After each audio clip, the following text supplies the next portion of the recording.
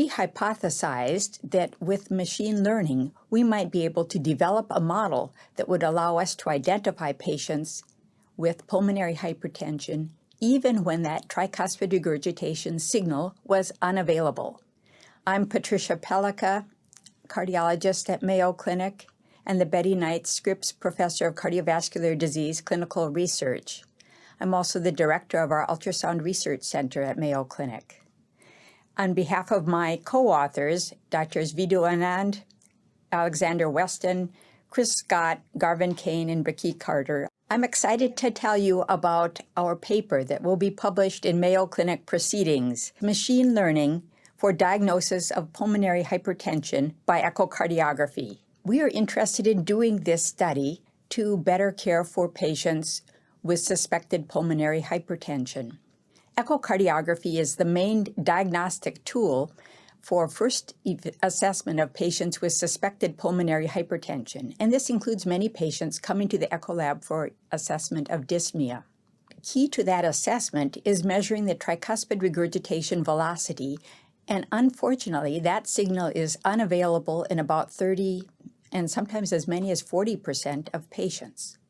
So that makes our assessment of whether they have pulmonary hypertension inconclusive, and then sometimes patients need other tests.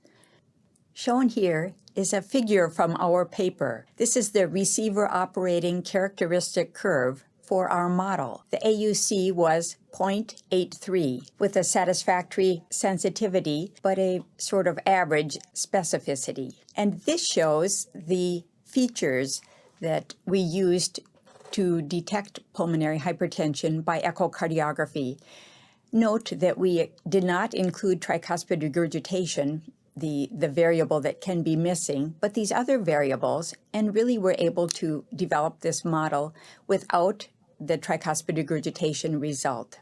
The next steps for our model are to apply artificial intelligence and machine learning to the raw echocardiographic images, which I think will allow us to make an even better model.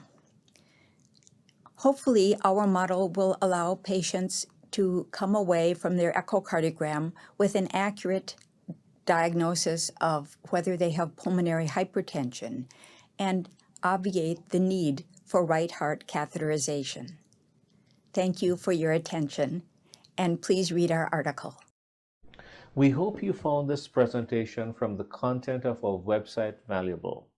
Our journal's mission is to promote the best interests of patients by advancing the knowledge and professionalism of the physician community. If you are interested in more information about us, our homepage is www.mayoclinicproceedings.org.